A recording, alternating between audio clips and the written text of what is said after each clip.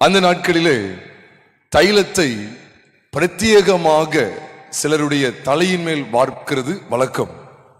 அது தீர்க்கதரிசிகளாக இருக்கட்டும், ராஜாக்களாக இருக்கட்டும், அல்லது ஆசாரியனாக கூட இருந்தாலும் சில பிரத்யேகமான காரியங்களுக்கு வேறு பிரிக்கும்படிக்கு, சில விசேஷித்த தலைமைத்துவத்துக்கு வேறு பிரிக்கும்படியாய் தைலத்தை பயன்படுத்துவது அந்த நாட்களிலே வழக்கம்.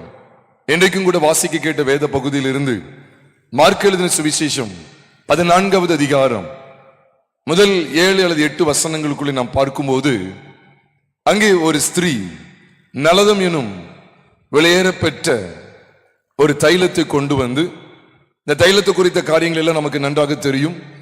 ஒரு மனிதனுடைய ஒரு வருட கூலி அதற்கு சமம் என்று சொல்வார்கள்.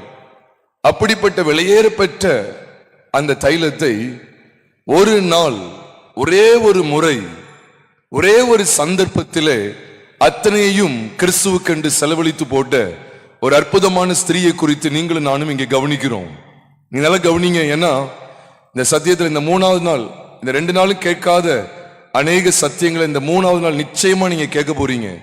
அவ்வளவு ஆழமான சத்தியங்களை தேவன் எனக்கு கற்றுக் கொடுத்த பிரகாரமா உங்களோடு கூட நான் பகிர்ந்து கொள்ள இருக்கிறேன்.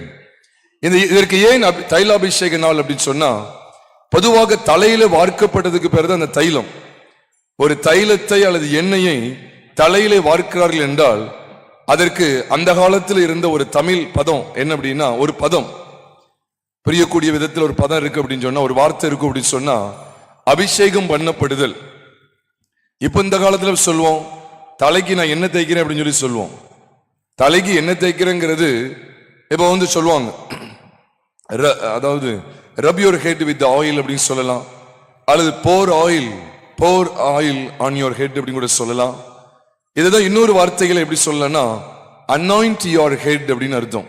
அனாயிண்ட் யுவர் ஹெட் அப்படின்னா உன் தலையை அபிஷேகம் பண்ணு அப்படிங்கிற அர்த்தம் தான். ஆனா அதனுடைய சரியானது என்னன்னா, தலைக்கு எண்ணெய் தேய் அப்படிங்கிற ஒரு அர்த்தம் உண்டு.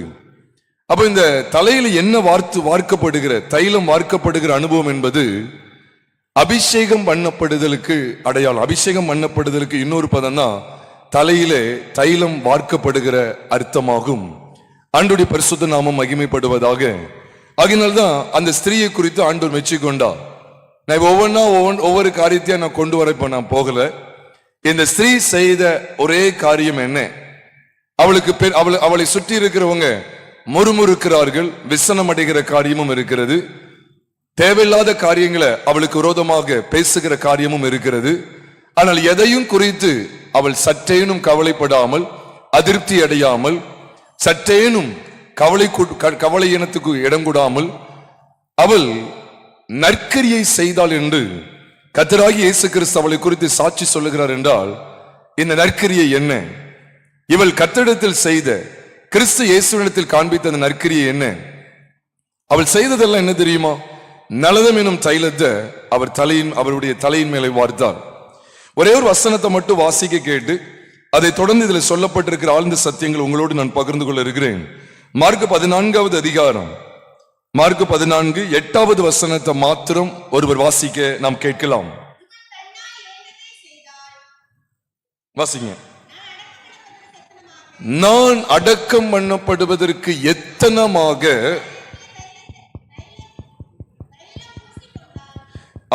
நான் அடக்கம் பண்ணப்படுவதற்கு எத்தனமாக என் சரீரத்தில் தைலம் பூச முந்திக் கொண்டாள் என்று சொல்லி ஆண்டவர் இங்கு சொல்லுகிறார். அப்ப நான் அடக்கம் பண்ணப்படுவதற்கு எத்தனமாக என்று சொல்லும்போது இந்த பெண்ணுக்கு, இந்த ஸ்திரீக்கு எதை குறித்த வெளிப்பாடு இருந்தது அப்படிங்கிறத மட்டும்தான் உங்களோடு பகிர்ந்து கொள்றேன். வேற எங்கேயுமே நான் போக விரும்பல. இந்த ஸ்திரீ செய்தது என்ன, இந்த ஸ்திரீ எப்படிப்பட்ட வெளிப்பாட்டை தனக்குள் பெற்றிருந்தாள், இவள் கிறிஸ்துவை தனக்குள் எவ்விதமாய் அறிந்து வைத்திருந்தாள் என்கிற வெளிச்சத்தை மாத்திரமே உங்களோடு கூட நான் பகிர்ந்து கொள்ளும்படியா நிற்கிறேன். நிச்சயமாவே இது உங்களுக்கு பிரோஜனமாக இருக்கும். ஆனா ஒன்று அறிந்து கொள்ளுங்க, நான் செய்தியினுடைய ஆழத்துக்குள்ள போறதுக்கு மேல ஒண்ணு சொல்லியிருந்தேன். சத்தியத்தையும் அறிவுகள் சத்தியம் உங்களை விடுதலையாகும். ஆண்டவர் பேசுகிற சத்தியத்துக்கு அப்படியே செவி கொடுங்க. நீங்க உங்க இஷ்டத்துக்கு என்ன செய்யக்கூடாது, உங்க இஷ்டத்தின்படியோ என்னுடைய இஷ்டத்தின்படியோ நடப்பதற்கு இது ஒன்றும் ஒரு போலியான மார்க்கம் அல்ல. இது ஒரு கிறிஸ்தவ மார்க்கம். நாம் கிறிஸ்துவுக்கு முழுமையாய் நம்மை அர்ப்பணிப்பதை அன்றி வேற எவ்விதத்தினாலும் இந்த பூமியில ஒரு மகிழ்ச்சியான வாழ்க்கையை கொண்டிருக்கலாகாது. ஆகையினால் பிரியமானவர்களே, இந்த ஸ்திரீக்குள் இருந்த வெளிப்பாடு என்ன? இந்த ஸ்திரீ கிறிஸ்துவை எவ்விதமாய் அறிந்து வைத்திருந்தாள், அதைத்தான் நம்ம இங்க கவனிக்கிறோம். முதல்ல இந்த ஒரு சில காரியங்களை சொல்லிட்டு இந்த ஸ்திரீ எவ்விதமாய் தன்னை கிறிஸ்துவை அறிந்து வைத்திருந்தாள்ங்கிற காரியத்துக்குள்ள வருகிறேன். பொதுவா இந்த நலதம் என்கிற தைலம் அவருடைய சிரசின் மேல ஊற்றப்பட்டதை வேதம் காண்பித்து கொடுக்கும் போது, பொதுவா அந்த காலத்துல விசேஷமாக ராஜாக்களுக்கு என்று பிரத்யேகமாக தைலத்தை என்ன செய்வாங்கன்னா அவங்களுடைய தலையின் மேல வார்ப்பார்கள். இங்கே கிறிஸ்து இயேசுவை இந்த ஸ்திரீ ராஜாவாக கண்டாள். நல்ல கவனிங்க, ராஜாவாக பார்க்கிறாள். ஏனென்றால் ராஜாக்களுக்கு தான் அந்த காலத்துல விசேஷமாக தைலத்தை வார்ப்பார்கள். தீர்க்கதரிசிகளுக்கு ஒரு பக்கம் இருந்தாலும் பிரத்யேகமாக ராஜாக்களுக்கு இந்த அபிஷேக தைலத்தை வார்க்கிறது அந்த காலத்தினுடைய வழக்கம் நம்ம எல்லாருக்குமே தெரியும். வேதத்திலே நாம் பார்க்கிறோம். 1 சாமுவேலின் புஸ்தகம் 10வது அதிகாரம் 1 வசனத்துல சாமுவேல் எனும் தீர்க்கதரிசி சவுலை இஸ்ரவேலின் மேல் ராஜாவாக அபிஷேகம் பண்ணினான். தன் கையில் இருந்த குப்பியில் வார்த்து வைக்கப்பட்டிருந்த அந்த தைலத்தை கொண்டு சாமுவேல் சவுலை அபிஷேகம் பண்ணினான் என்று சொல்லி 1 சாமுவேலின் புஸ்தகம் 10வது அதிகாரம் 1 வசனத்தில் வாசிக்கிறோம். அதை தொடர்ந்து வரும்போது சவுலுடைய ராஜ்யபாரத்துக்கு பிற்பாடு சவுளுடைய ராஜ்யபாரத்திலே நடக்கு. ஆனாலும் சவுலை தள்ளிவிட்டு ஆண்டவர் தாவீதை தெரிந்து கொள்ளும் போதும் 1 சாமுவேலின் புஸ்தகம் 16வது அதிகாரம் 13வது வசனத்தில் வாசிக்கும் போது சாமுவேல் எனும் அதே தீர்க்கதரிசி தன் கையில் இருந்த கொம்பு, அந்த கொம்பிலே வார்த்து வைக்கப்பட்ட தைலத்தை தாவீதின் மேல் வார்த்து அவனை அபிஷேகம் பண்ணுகிற காரியம் 1 ராஜாக்களின் புஸ்தகம் 16வது அதிகாரம் 13வது வசனத்திலே காண்பிக்கப்பட்டிருக்கிறது. கர்த்தருடைய பரிசுத்த நாமம் மகிமைப்படுவதாக. ஆக அந்த நாட்களில் ராஜாவாக பிரத்யேகமாக அபிஷேகம் பண்ணப்படுவதற்கு அடையாளமாய் எவ்விதமாய் தைலம் பயன்படுத்தப்பட்டது. ஆனா நீங்க நல்லா கவனிச்சு பாத்தீங்கன்னா சவுல் மேல வார்த்து வைக்கப்பட்ட அந்த தைலமானது ஒரு குப்பியில வார்த்து வைக்கப்பட்டிருந்த ஒரு தைலம். ஆனால் தாவீதுக்கு வார்த்து வைக்கப்பட்ட தைலம், தாவீதின் மேல் ஊற்றப்பட்ட அந்த தைலம் எங்கே வார்த்து வைக்கப்பட்டிருந்தது என்று சொன்னால் கொம்பு என்று சொல்லி நாம் பார்க்கிறோம். பொதுவாக இந்த கொம்பு என்பது பலியை குறியும். பலியிலிருந்து வரக்கூடிய இந்த அபிஷேகத்தை தான் கர்த்தர் என்றென்றைக்கும் நிலைநிற்க பண்ணுகிறார். சவுலும் அபிஷேகம் பண்ணப்பட்டான். அந்த ராஜ்யபாரம் நிலைநிற்காமல் போய்விட்டது. அந்த ராஜ்யபாரம் சீக்கிரத்திலே பட்டு போனது என்று சொல்லி நீங்களும் நானும் வேதத்திலே பார்க்கிறோம். ஆனால் கொம்பிலே தைலம் வார்க்கப்பட்டு கொம்பிலே வார்க்கப்பட்ட தைலம் தாவீதினுடைய சிரசிலே ஊற்றப்படுகிறது. அங்கே அந்த ராஜ்யபாரம் அநேக பாடுகளின் வழியாக கடந்து போனாலும் அந்த ராஜாங்கத்தை கர்த்தர், அந்த ராஜாங்கம், அந்த ராஜாசனத்தை தேவன் நிலைநிறுத்த போதுமானவராய் இருந்தார். அதனால்தான் அந்த ராஜாங்கத்தை குறித்து நீங்களும் நானும் சங்கீதம் 89வது சங்கீதம் 28வது வசனத்தில் வாசிக்கும் போது வேதம் அந்த ராஜ்யபாரத்தை என்றென்றைக்கும் நிலைநிற்க பண்ணுவேன் என்று கர்த்தர் வாக்கு கொடுக்கிறார். அதைத்தான் சங்கீதம் 89, 28 மற்றும் 29 ஆகிய வசனங்களை வாசிக்கும் போது வானங்கள் உள்ள அளவும் அந்த ராஜ்யபாரம் நிலைநிற்கும், அது என்றென்றைக்கும் நிலைநிற்கும் என்று தாவீதின் ராஜ்யபாரத்தை குறித்து பேசுகிறார். பிரியமானவர்களே, பலி தாவீது அபிஷேகம் பண்ணப்பட்டது எதிலிருந்து வார்க்கப்பட்ட அபிஷேகம் என்றால், எதிலிருந்து வார்க்கப்பட்ட தைலம் என்றால் சத்தமா சொல்லுங்களேன், கொம்பு. இந்த கொம்பு என்றைக்குமே horn represents, horn signifies or represents sacrifice. அதுதான் ரொம்ப முக்கியமானது. கொம்பு எப்பவுமே பலியை குறிக்கிறது. கொம்பு என்பது பலியை காண்பிக்கிறது. ஒரு மிருகம் மரித்து சாக தன்னை ஒப்பு கொடுத்து அந்த மிருக உடலில் இருந்து இந்த கொம்பு எடுக்கப்பட்டு அந்த கொம்பில் வார்த்து வைக்கப்பட்ட அந்த தைலம் தான் தாவீதுடைய சிரசின் மேல் ஊற்றப்பட்டது என்று சொல்லும் போது தாவீது கிறிஸ்து இயேசுவுக்கு முன் அடையாளமாக காண்பிக்கப்பட்ட மனுஷன். அதனால்தான் தாவீதின் ராஜ்யபாரத்தை அவர் என்றென்றைக்கு நிலைநிற்க பண்ணுகிறார் என்று வேதம் சொல்லுகிறது. ஆகினால் இங்கேயும் கூட இந்த சகோதரி இயேசு கிறிஸ்துவின் மேல தைலத்தை வார்த்து வைத்த விதமானது அவரை அடக்கம் பண்ணுவதற்கு எத்தனமாய். மரிக்காத கிறிஸ்து அடக்கம் பண்ணப்பட்டாரா? உங்கள்கிட்ட ஒரு கேள்வி, மரித்த இயேசு கிறிஸ்துவை அடக்கம் பண்ணினார்களா, மரிக்காத இயேசு கிறிஸ்துவை அடக்கம் பண்ணினார்களா? உங்கள்கிட்ட எளிமையான ஒரு கேள்வி, சத்தமா சொல்லுங்க. மரிக்காத இயேசு கிறிஸ்துவா?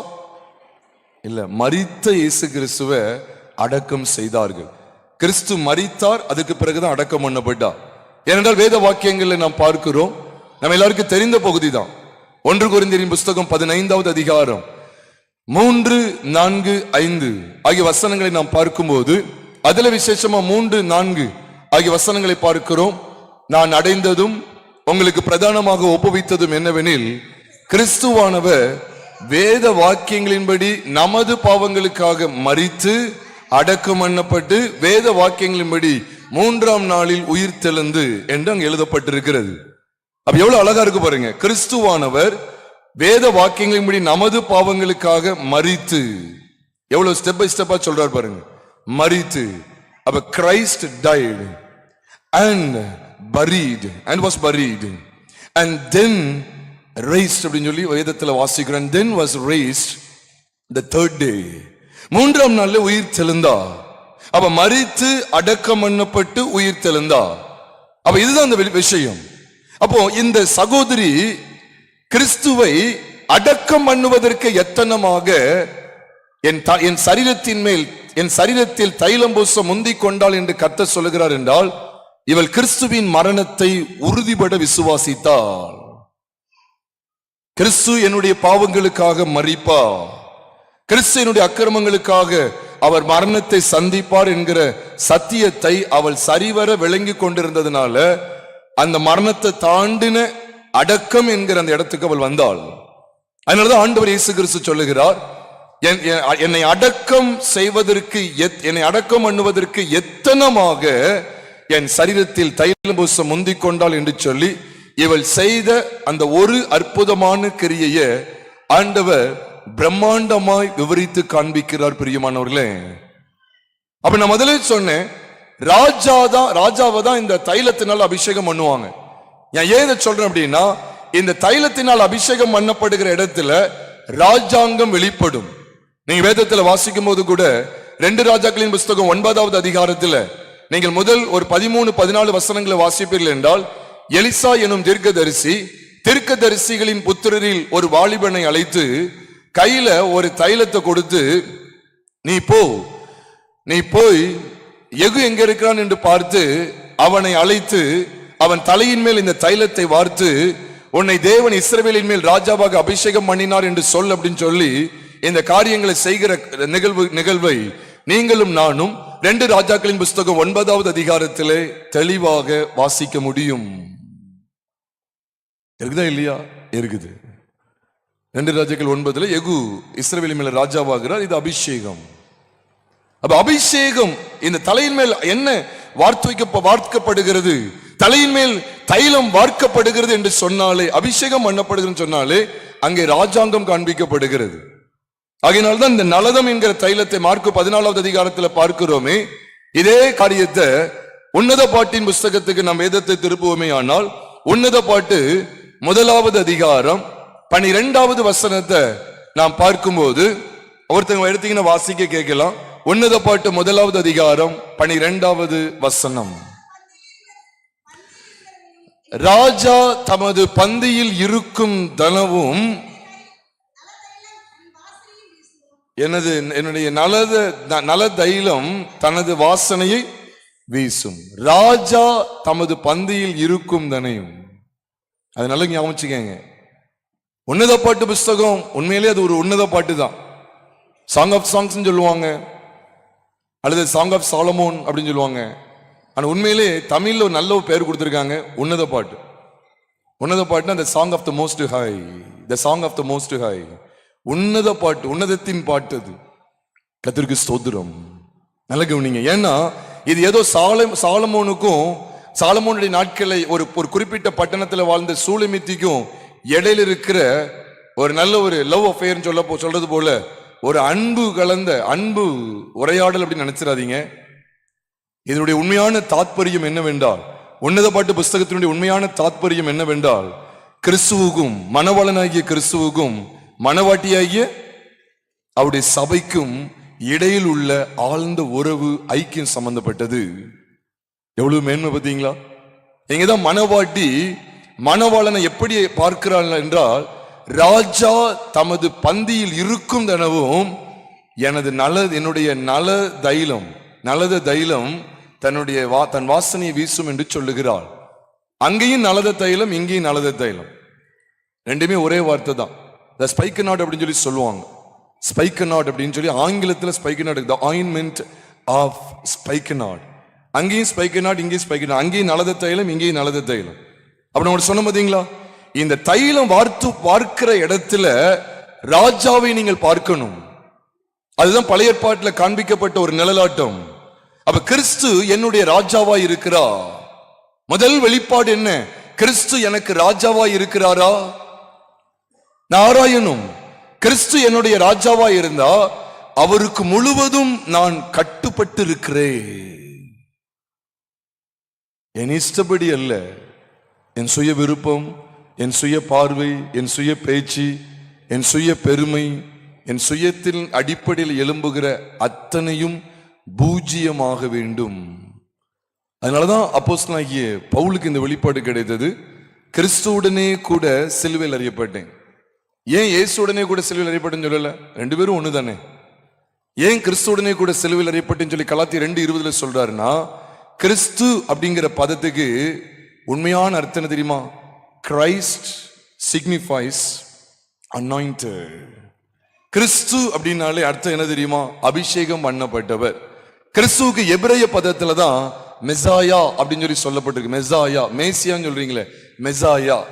கிறிஸ்துவுக்கு தமிழ் அர்த்தம் என்ன தெரியுமா? கிரைஸ்ட் அப்படின்னா தமிழ் அர்த்தம் என்னன்னா அபிஷேகம் பண்ணப்பட்டவர். the anointed one, the anointed one, அபிஷேகம் பண்ணப்பட்டவர். அதனாலதான் இந்த அபிஷேகத்தினுடைய மேன்மை எங்க கொண்டு வர்றாரு. கிறிஸ்துவுடனே கூட சிலுவையில் அறையப்பட்டேன். அபிஷேகம் பண்ணப்பட்டவருடனே சிலுவையில் அறையப்பட்டேன். அங்கே அந்த ஸ்திரீ கிறிஸ்துவின் சிரசின் மேல தைலத்தை வார்த்து அவரை அபிஷேகம் பண்ணுகிறாள் என்றால் அவருடைய அர்த்தம் என்ன? அவருடைய மரணத்தையும் அவருடைய அடக்கத்தையும் அதை தொடர்ந்து நடக்க போகிற உயிர்த்தெழுதலையும் பிரதிபலிக்கும் நிகழ்ச்சியாக இந்த நிகழ்ச்சியை தேவன் நமக்கு வர்ணித்து காண்பிக்கிறார். பிரியமானவர்களே, இது சாதாரணமா நினைச்சிடாதீங்க. இன்னைக்கு புதன்கிழமை, நாளைக்கு மாண்டி தேர்ஸ்டே அப்படின்னு சொல்லி கட்டளை வியாழன், அப்புறம் குட் ஃப்ரைடே, அப்புறம் இடையில ஒரு கேப்பு, அப்புறம் அவ்வளவுதான் சண்டே. அதுக்கப்புறம் சண்டைக்கு அப்புறம் சண்டை தானே. சண்டைக்கு அப்புறம் எடுத்து சண்டை தான். 40 நாள் அடக்கி வாசிக்கிட்டு இருக்கோம். அதுக்கப்புறம் அவ்வளவுதான், அடங்காம தெரியும் அப்படின்னு சொல்லி சொல்லாதீங்க. பிரியமான, மாற்றம் வேணும் பிரியமானவங்களே. நம்ம என்ன கொண்டு போறோம்? கிறிஸ்துவின் மரணத்துல என்னுடைய பழைய மனுஷன் மரித்து விட்டான் என்பதை விசுவாசிக்கணும். கேட்ட சொல்லுவேன், each and every believer must believe in the fact that Christ had died for every sin. ஒவ்வொரு பாவத்துக்காகவும் கிறிஸ்து மரித்தார். அதனாலதான் அந்த ஸ்திரீட்ட இருந்து தேவன் காண்பித்துக் கொடுக்கிற வெளிப்பாடு பாருங்க. கிறிஸ்துவின் மரணத்தை அவள் விசுவாசித்தாள். அதனாலதான் அடக்கம் பண்ணப்படுவதற்கு எத்தனமாக தைலத்தை பூச முந்திக் கொண்டா. எவ்வளவு நேர்த்தியா இருக்கு பாருங்க. அதனாலதான் அந்த தைலம் பூசப்பட்ட இடத்துல இவர்தான் என்னுடைய ராஜா. ராஜா என்றால் என்ன தெரியுமா?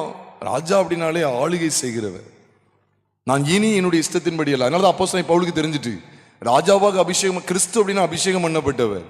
அந்த வெளிப்பாடு கிடைச்சோன்னு தான் சொல்றாரு கலாத்தியர் 2:20, கிறிஸ்துவுடனே கூட சிலுவையில் அறையப்பட்டு ஆயினும் பிழைத்திருக்கிறேன், இனி நான் அல்ல, கிறிஸ்துவே, மேசியாவே, அபிஷேகம் பண்ணப்பட்டவரே எனக்குள் பிழைத்திருக்கிறார். நான் இப்பொழுது என் மாம்சத்தில் பிழைத்திருக்கிறதோ என்னில் அன்பு கூர்ந்து எனக்காக தம்மை தாமை ஒப்பு கொடுத்த தேவனுடைய குமாரனை பற்றி விசுவாசத்தினாலே பிழைத்திருக்கிறேன். எவ்வளவு ஒரு அற்புதமான ஸ்டேட்மெண்ட் பாருங்க. ஏன் சிலுவைக்கு நேரம் ஜனங்களை நடத்த வேண்டியது இருக்கு? இன்னைக்கு மட்டும் இல்ல, நான் எல்லா இடங்கள்லையும் எல்லா செய்திகள்லையுமே சிலுவைக்கு நேரம் தான் ஜனங்களுக்கு அழைப்பு கொடுக்கிறேன். கம் டு கேல்வரி அப்படி தான் சொல்லுவேன். அது இந்த பிகினிங் ஆஃப் த மெசேஜோ அல்லது middle of the message or at the end of the message, every hearer must come to Calvary, where all our self desires are completely found dead. நம்முடைய சுய விருப்பங்கள், சுய ஆசைகள் எல்லாம் அங்கே கல்வாரியில தான், சிலுவையில தான் மாண்டு விட்டது என்கிற அந்த இடத்தை நமக்கு காண்பிக்கிறது பிரியமானவர்களே. அதனாலதான் இந்த ஸ்திரீக்குள்ள இந்த வெளிப்பாடு அப்படி நீங்க கவனிச்சே வந்தீங்கன்னா, இந்த அபிஷேகம் பண்ணுகிற விதமே நீங்க கவனிச்சீங்கன்னா, சங்கீதத்தின் புஸ்தகம் 2வது அதிகாரம், நான் கொஞ்சம் கூடுதலான வெளிச்சத்துக்குள்ள போக நான் வாஞ்சிக்கிறேன். சங்கீதம் 2வது சங்கீதம் 6வது வசனத்தை ஒருத்தங்க வாசிக்க கேட்கலாம்.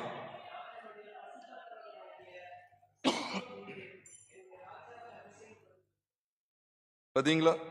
நான் என்னுடைய பரிசுத்த பர்வதமாகிய சீயோன் மீதில் என்னுடைய ராஜாவை அபிஷேகம் பண்ணி வைத்தேன் என்றாராம். நீங்க இந்த 2ஆம் சங்கீதத்தை கவனிச்சீங்க, ரொம்ப அருமையா இருக்கும். முதல் 3 வசனங்கள்ல ஜனங்கள் கொந்தளிப்பாங்க. அடுத்த 3 வசனங்கள்ல பிதாவாகிய தேவன் பேசுகிறது அழகா வெளிப்படுத்தப்படும். பிதாவாகிய தேவன் அவர் நடந்து கொள்ற விதம் வெளிப்படுத்தப்படும். அதுக்கடுத்த 3 வசனங்களை பார்த்தீங்கன்னா குமாரன் பிதாவை பார்த்து சொல்ற வாக்கியங்கள் அடங்கி இருக்கு. நான் சும்மா சொல்ல, பைபிள்ல இருக்கு. கடைசி 3 அதிகாரங்களை பார்த்தீங்கன்னா பரிசுத்த ஆவியானவர் எச்சரிப்பு கொடுக்கிறவரா, பாவத்தை கண்டிக்கிறவரா, குமாரன் கோபம் கொள்ளாமல் நீங்கள் வழியில் அழியாமலும் இருக்கும்படிக்கு அவரை முத்தம் செய்யுங்கள், கொஞ்ச காலத்தில் அவருடைய கோபம் பற்றி எரியும், அவரை அண்டிக் கொள்ளுகிற யாவரும் பாக்கியவான்கள் என்று சொல்லி குமாரனுடைய வருகையை குறித்து, அந்த கோபாக்கின நாளை குறித்து, நியாய தீர்ப்பு குறித்து கண்டித்து உணர்த்துகிறவர் யார்? சத்தமா சொல்லுங்க, பரிசுத்த ஆவியானவர். இந்த 2ஆம் சங்கீதம் ரொம்ப பிரம்மாண்டமான சங்கீதம். 2ஆம் சங்கீதத்தில் முதல் நல்ல கவனிங்க, மொத்தம் 12 வசனங்கள். 3 பிரிச்சிங்கன்னா எத்தனை பகுதியை பிரிக்கலாம்? 12 வசனங்களை 3 வசனமா பிரிச்சா எத்தனை பகுதியை பிரிக்கலாம்? 4 பகுதியை பிரிக்கலாம். முதல் 3 வசனத்துல மனுஷ சத்தம் வந்துகிட்டே இருக்கு, மனுஷங்க கொந்தளிக்கிறாங்க, ஜாதிகள் கொந்தளிக்கிறாங்க. அடுத்த 3 வசனத்தை பாருங்க, 4, 5, 6ல பிதாவாகிய தேவனுடைய செயல்பாடு அங்க இருக்கு. இப்போ 7, 8, 9 அடுத்த 3 வசனத்தை பார்த்தா குமாரன் பேசுகிற வார்த்தைகள் அடங்கி இருக்கு. 9 மன்னிக்கும் 10, 11, 12 கடைசி 3 வசனங்களை பார்த்தீங்கன்னா பரிசுத்த ஆவியானவர், அது பரிசுத்த ஆவி நாங்க இல்லையே நினைக்கலாம், எச்சரிக்கிறார். ராஜாக்களே, பூமியின் ராஜாக்களே உணர்வடைங்கள், நியாயாதிபதிகள் எச்சரிப்படைகள் சொல்லி அங்க எச்சரிப்பின் செய்தியை கொண்டு வந்து குமாரனுடைய வருகையை பத்தி பேசுகிறார். அவர் வந்து பாவத்தை குறித்தும் நீதியை குறித்தும் நியாய தீர்ப்பை குறித்தும் கண்டித்து உணர்த்துவார் இருக்குது. 12ஆம் வசனத்தில் நியாய தீர்ப்பை குறித்தான் சொல்றார். குமாரன் கோபம் கொள்ளாமல், குமாரனுடைய கோபத்தை பத்தி பேசுறார். நீங்கள் வழியிலே அழியாமலும் இருக்கும்படி அழிவை பத்தி பேசுறார். அவரை முத்தம் செய்யுங்கள், குமாரனிடத்தில் ஒரு கூட்டத்தை சேர்க்கிறார். பரிசுத்த ஆவியானவர் புதிய ஏற்பாட்டு காலத்தில் என்றென்றைக்கும் சபைக்கு கொடுக்கப்பட்டு எதுக்கு நேரம் நடத்துகிறார் தெரியுமா? அப்படி வருகையிலே கற்புள்ள மனவாட்டியாய் நாம் ஒவ்வொருவரும் காணப்பட வேண்டும் என்பதற்காக, குமாரனுடைய வருகைக்கு ஆயத்தப்பட வேண்டும் என்கிற முகாந்திரத்திற்காக அவர் செயலாற்றி கொண்டிருக்கிறார் என்கிற வெளிச்சத்தை எவருமே மறுக்க முடியாது. அதனால்தான் அங்கேயும் பார்க்கிறோம். நேற்று தினம் எப்படி நம்ம திரித்துவ தேவனை பார்த்தோமோ, திரியேக தேவனை பார்த்தோமோ, அதே போல இன்றைக்கும் இந்த வெளிப்பாடு ஆண்டவர் காண்பிக்கிறார். அப்ப கடைசி 3 வசனத்தில் அவர் சொல்றார் பாருங்க, அப்ப கொஞ்ச காலத்தில் அவருடைய கோபம் பற்றி எரியும், அப்ப நியாய தீர்ப்பு குறித்து கண்டித்து உணர்த்துகிறார். இந்த சத்தத்தை நம்ம பார்த்தா எப்படி இருக்குன்னா பரிசுத்த ஆவியினுடைய சத்தமாகவே நமக்கு காண்பிக்கப்படுது. அப்ப எவ்வளவு அழகா இருக்கு பாத்தீங்களா? மனிதன் கொந்தளிக்கிறான், அதுக்கு அடுத்து திரியேக தேவனுடைய வெளிப்பாடு வருது. பிதாவாகிய தேவன், குமாரனாகிய தேவன், பரிசுத்தாவியாகிய தேவன். தாராளமா நீங்க பார்க்கலாம், சந்தேகம் இருந்தா கூட நீங்க கேட்கலாம். கர்த்தரை பயத்துடனே சேவியுங்கள், நடுக்கத்துணை கழுகுறுங்க என்று சொல்றதெல்லாம் அவர் தான் தேவனிடமாய் ஜனங்களை கூட்டி சேர்க்கிறார். நியாய தீர்ப்பு குறித்து கண்டித்து உணர்த்துகிறவர் அவர் தான். கர்த்தருடைய வருகையை அறிவித்து, கர்த்தருடைய வருகைக்கான அடையாளங்களை காண்பித்து, அவருடைய கோபாக்கிற நாளிலே நீங்களும் நானும் தப்ப வேண்டும் என்கிற வல்லமையான செய்தியையும் இங்கு கொடுக்கிறத நீங்களும் நானும் பார்க்கிறோம் என்றால், பரிசுத்த ஆவியானுடைய பலத்த கிரியைகள் எவ்விதமாய் வெளிப்படுத்தப்பட்டிருக்கிறது என்பதை நீங்களும் நானும் அறிய வேண்டும் பிரியமானவர்களே. ஆக இந்த 2ஆம் சங்கீதம் 6, 7 நம்ம கவனிக்கும் போது, நான் என்னுடைய பரிசுத்த பர்வதமாகிய சீயோன் மீதில் என்னுடைய ராஜாவை அபிஷேகம் பண்ணி வைத்தேன். யார் சொல்றா? என்னுடைய ராஜாவை நான் அபிஷேகம் பண்ணி வைத்தேன்னு சொல்லி யாரை குறித்து சொல்றா? பிதாவாகிய தேவன், குமாரனை குறித்து சொல்றார். என் ராஜாவை நான் அபிஷேகம் பண்ணி வைத்தேன். அவர் ராஜா தான், குமாரன் ராஜா தான். தெரியுமா உங்களுக்கு? சங்கீதத்தின் புஸ்தகம் 45ஆம் சங்கீதத்தை எடுங்களேன். சங்கீதத்தின் புஸ்தகம் 45வது சங்கீதம், அதுல 6-7 ஒருத்தங்க வாசி கேட்கலாம். தேவனே உம்முடைய சிங்காசனம், உமது சிங்காசனம் என்றென்றைக்கும் உள்ளது. உமது ராஜ்யத்தின் செங்கோல் நீதியுள்ள செங்கோலாய் இருக்கிறது. நீ நீதியை விரும்பி அக்கிரமத்தை வெறுக்கிறீ. ஆதலால் தேவனே உம்முடைய தேவன் உமது தோழரை பார்க்கலும் என்ன செய்ற? ஆனந்த தைலத்தினால் அபிஷேகம் பண்ணினார். ஆனந்த தைலத்தினால், புரியுதா? இந்த அபிஷேகம் பண்ணினார்ங்கிறது வந்துச்சு. தைலத்தினால் அபிஷேகம் பண்ணினார். அப்போ உமது சிங்காசனம், உமது ராஜ்யத்தின் செங்கோல், நீதியின் செங்கோல், இதெல்லாம் பார்க்கும்போது செங்கோல் சிங்காசனம்லாம் எதை குறிக்கி? சத்தமா சொல்லுங்க. செங்கோல் சிங்காசனம்லாம் எதை குறிக்கி? ராஜாவதம் குறிக்கி. கர்த்தருக்கு ஸ்தோத்திரம். அதனாலதான் இந்த வசனத்தை அப்படி வச்சுக்கோங்க. தேவனே அப்படின்னு போட்டிருக்குல்ல, தேவனேன்னு போட்டிருக்குல்ல, ஆரம்பிக்கல. சங்கீதம் 45 விட்டுறாதீங்க. எபிரேயர் முதலாவது அதிகாரம் 8-9 வாசிக்க கேட்கலாம். கொஞ்சம் நிதானமா. குமாரனை நோக்கி, தேவனே உம்முடைய சிங்காசனம் நம்ம என்றைக்கும் என்றென்றைக்கும் உள்ளது, நம்முடைய ராஜ்யத்தின் செங்கோல். இதை வாசிக்கும் போது எப்படி இருக்கு தெரியுதா? எங்கேயோ வாஸ்தவ மாதிரி இருக்குதே. எங்க வாஸ்தவம் சொல்லுங்க. எவ்வளவு எளிமையா சொல்லிட்டு இருக்கேன். சங்கீதம் 45:6-7 உள்ளதுதான் எபிரேயர் முதலாவது அதிகாரம் 8-9 சொல்லப்பட்டிருக்கு. இப்ப சொல்லுங்க, சங்கீதம் 45ஆம் சங்கீதத்தை பார்த்தா ஏதோ தாவீது ராஜாவை பத்தி ஏதோ ஒன்று சொன்ன மாதிரி தெரியுது. ஒரு ராஜாவை பார்த்து சொன்ன மாதிரி இருக்கு. அது எந்த ராஜாவை தான் பத்தி சொல்லியிருக்குன்னு சொல்லி எபிரேயர்ல ஆண்டவர் வெளிப்படுத்துகிறார். பார்த்துட்டு சொல்லுங்க, பார்த்துட்டே சொல்லுங்க. நீங்க ரொம்ப டைம் எடுங்க. சங்கீதம் 45ல ராஜாவை குறித்து நான் கவி பாடுவேன்னு சொல்லிலாம் ஆரம்பிக்கிறார். எந்த ராஜாவோ தெரியல. ஆனா எபிரேயர்ல பார்த்தா இந்த ராஜா யாருன்னு சொல்லி தீர்க்கமா சொல்லக்கூடிய விதத்தில் அமைந்திருக்கு. பார்த்தே சொல்லுங்க யாரு. சும்மா நீங்க குமாரனை நோக்கி சொல்லாதீங்க. இந்த எழுத்தின்படி வாசிக்காதீங்க. நீங்க எழுத்தின்படி வாசிக்காதீங்க. குமாரனை நோக்கின்னு போட்டிருக்கு அப்படின்னு சொல்லாதீங்க. யாரதான் சொல்லி இருக்கு? இயேசு கிறிஸ்து. எவ்வளவு நேர்த்தியா இருக்கு பாத்தீங்களா? குமாரனாகிய கிறிஸ்து இயேசு அவர் ராஜாவாக அபிஷேகம் பண்ணினாராம். தைலத்தினால், ஆனந்த தைலத்தினால் அபிஷேகம் பண்ணினார். அப்போ அவருடைய ராஜ்யபாரத்தை குறித்து இங்க கவனிக்கிறோம். அப்ப முதல் கட்ட வெளிப்பாடு என்னன்னா, நான் அவருக்கு முற்றிலும் என்னை அர்ப்பணிக்க வேண்டும்.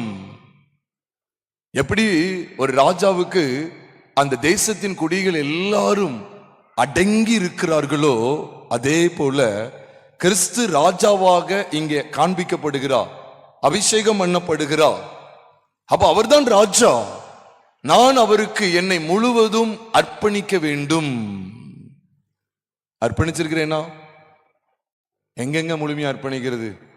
இந்த திங்கள் செவ்வாய் புதன்னு நான் வர்றதே பெரும்பாடுதான். இங்க வந்துட்டா 7 to 8 மணி வரைக்கும் இருக்கிற நாடகம் தொலைஞ்சிச்சு. 7 to 8 இதை முடிச்சுட்டு 8:30 போறதுக்குள்ளயும் 2-3 நாடகம் போயிரும். எங்க குமாரனாகிய கிறிஸ்தியேசுவுக்கு முழுவதும் அர்ப்பணிக்க? உங்களுக்கு தெரியுமா? உங்களுக்கு தெரியலையா? உங்களுக்கு நிறைய பேர் நாடகம் தான் பார்த்துட்டு இருக்காங்க வீட்டில். அவங்களுக்கு அறிவு அவ்வளவுதான், தேவனை அறிகிற அறிவு அவ்வளவுதான். நல்ல உட்காந்து பார்த்துட்டு இருப்பாங்க. சும்மா சொல்ல நினைக்காதீங்க, வேணா போய் பாருங்க. வீட்டில் போய் நல்ல உட்காந்து நாடகம் பார்த்துட்டு, அது சினிமா கூட எத்தனை வீட்டில் ஓடுதோ தெரியல. கிறிஸ்துவுக்கு என்னை முழுவதும் அர்ப்பணிக்க வேண்டும். நான் போகும்போது என்ன கொண்டு போக போறேன்னு சொல்லுங்க. நாம் இந்த உலகத்தில் ஒன்றும் கொண்டு வந்ததும் இல்லை, இதிலிருந்து ஒன்றும் கொண்டு போவதும் இல்லை என்பது நிச்சயம் என்று 1 தீமோத்தேயு 6வது அதிகாரம் 7ஆம் வசனத்தில் வாசிக்கிறோம். அவர்தான் என்னுடைய ராஜா. அந்த ராஜாவுக்கு என்னை முழுவதும் என்னை அர்ப்பணம் செய்ய வேண்டும். அந்த வெளிப்பாடு தான் ஆண்டவர் இங்க காண்பிக்கிறார். முதல் வெளிப்பாடு அதுதான் நம்ம இங்க கவனிக்கிறோம். இந்த ராஜாவை குறித்த விஷயங்களை இங்க வெளிப்படுத்துறாரு பாருங்க. இப்ப 2ஆம் சங்கீதத்துக்கு வந்துருங்க. 2ஆம் சங்கீதத்துல என்ன சொல்லப்பட்டிருக்குன்னா, 2ஆம் சங்கீதம் 6ஆம் வசனத்துல என்னுடைய ராஜாவை அபிஷேகம் பண்ணி வைத்தேன்னு சொல்லிட்டு 7ஆம் வசனத்துல பாருங்க, தீர்மானத்தின் விவரம் சொல்லுவேன் கர்த்தர் என்னை நோக்கி. அப்போ பிதாவாகிய தேவன் குமாரனை நோக்கி என்ன சொல்றாரு தெரியுமா? நீர் என்னுடைய குமாரன், இன்று நான் உம்மை.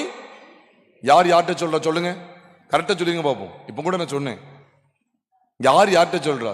பிதாவாகிய தேவன் யாரை பார்த்து சொல்றாரு? யாரை பார்த்து சொல்றார்? குமாரனாகிய இயேசு கிறிஸ்துவை பார்த்து சொல்றார், நீர் என்னுடைய குமாரன், இன்று நான் உம்மை ஜெனிப்பித்தேன். என்னங்க, ராஜாவை பத்தி போட்டிருக்கு, ராஜாவாக அபிஷேகம் பண்ணி வைத்தேன்னு சொல்றாரு. அதை தொடர்ந்து என்ன வெளிப்பாடுங்க கேட்டா, இயேசு கிறிஸ்து உங்களுடைய என்னுடைய பாவங்களுக்காக அடக்கம் பண்ணப்பட்டு 3ஆம் நாள் உயிர் தெழுந்ததுதான் இந்த வெளிப்பாடு. நல்ல கவனிங்க, நீர் என்னுடைய குமாரன், இன்று நான் உம்மை ஜெனிப்பித்தேன் என்கிற இந்த வேத வசனமானது இயேசு கிறிஸ்துனுடைய மரணம், அடக்கம், உயிர் தெழுதலை திட்டவட்டமாய் காண்பிக்கிறது. சந்தேகம் இருந்தா ஒரு ரெண்டு இடத்துல உங்களுக்கு காண்பிச்சு கொடுங்க இதே வசனத்தை. உங்களுக்கு டைரக்டா ஒரே வசனத்துல முடிக்கணும் அப்படின்னா வாங்கல என்னோடு கூட சேர்ந்து இந்த வேத வசனத்தை திருப்புங்க. சங்கீதம் 2ஆம் சங்கீதத்தை விட்டுற மாட்டீங்களே, சங்கீதம் 2ஆம் சங்கீதத்தை வச்சுக்கங்க. எத்தனாம் சங்கீதம்? சத்தமா சொல்லுங்க, மாத்த மாட்டீங்களே. 2ஆம் சங்கீதம். இதே 2ஆம் சங்கீதத்தை இன்னொரு மனுஷன் சொல்றாரு பாருங்க, வாசிக்க கேட்கலாம். அப்போஸ்தலர் நடவடிக்கைகள் 13வது அதிகாரம் 33ஆம் வசனத்தை ஒருவர் எடுத்தவங்க வாசிங்க. அப்போஸ்தலர் 13வது அதிகாரம் 33வது வசனம். இயேசுவை எழுப்பினதினாலே தேவன் தம்முடைய பிதாக்களுக்கு அருளிச்சது. சரி மன்னிக்க, 32ல இருந்து வாசிங்க. நீர் என்னுடைய குமாரன், இன்று நான் உம்மை ஜெனிப்பித்தேன் என்று எந்த சங்கீதத்தில் எழுதியிருக்கிறபடி நான் ஒரு கை வச்சிருக்கிறேன். 2ஆம் சங்கீதத்தில் எழுதியிருக்கிறபடியே, வார்த்தையை பார்த்துக்கங்க, எழுதியிருக்கிறபடியே. இதை நிறைய பேர் என்ன நினைப்பாங்க தெரியுமா?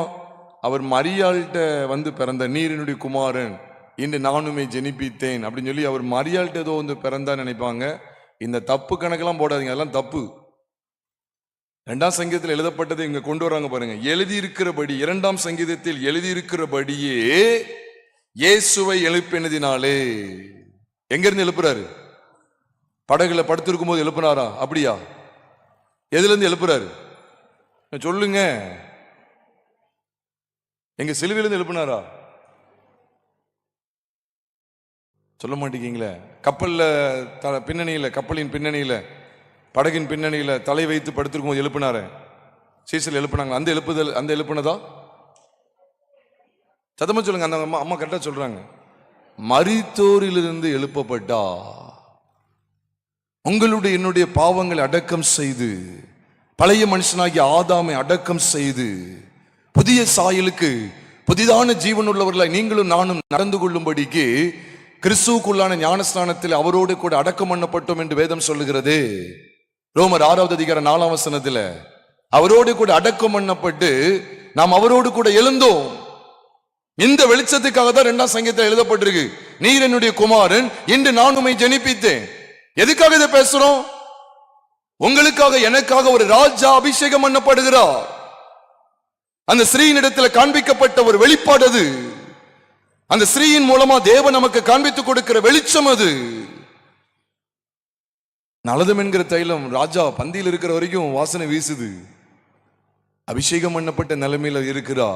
இது எதை எனக்கு காண்பித்து கொடுக்குன்னா, நீர் என்னுடைய குமாரன், இன்று நான் உம்மை ஜெனிப்பித்தேன். நான் மாத்தல, பைபிள் இருக்கிறது அப்படி சொல்றேன். சங்கீதம் 2ஆம் சங்கீதம் 6ஆம் வசனத்துல பாக்குறோம், அபிஷேகம் பண்ணி வைக்கப்படுற ராஜாவை பாக்குறோம். அதுக்கு அடுத்த வசனம் சொல்லுது, நீர் என்னுடைய குமாரன், இன்று நான் உம்மை ஜெனிப்பித்தேன். அப்ப அபிஷேகம் பண்ணப்படுறது எதை குறிக்குதான்? அடக்கம் பண்ணுவதற்கு எத்தனமாய் கிறிஸ்துவை அவள் அடக்கம் பண்ணுவதற்கு எத்தனமாய் என் சரீரத்தில் தைலம் பூச முந்தி கொண்டாள். அப்ப ராஜாவாக அபிஷேகம் பண்ணப்படுகிறார் அப்படிங்கிற அந்த வெளிப்பாட்டை தொடர்ந்து, அந்த வெளிப்பாடு தான் அடக்கம் செய்வது.